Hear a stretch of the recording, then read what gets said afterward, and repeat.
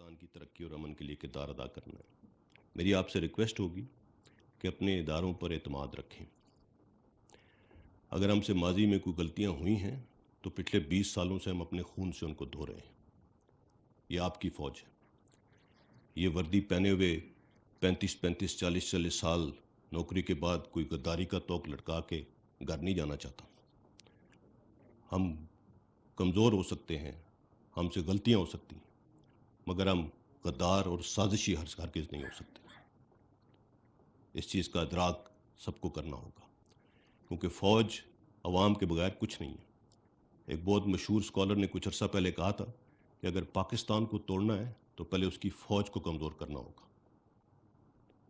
اور آج hybrid warfare کی اپلیکیشن، 5th جنریشن وارفیئر کی اپلیکیشن، ان سب کے مترادف ایگزیکٹلی ایک کاپی بک اپلیکیشن پاکستان میں ہو رہی ہے اس وقت۔ سو ہم سب کو اس چیز سے ہم اس سے نبرد آزما ہے اور ہم اس سے باہر نکلیں۔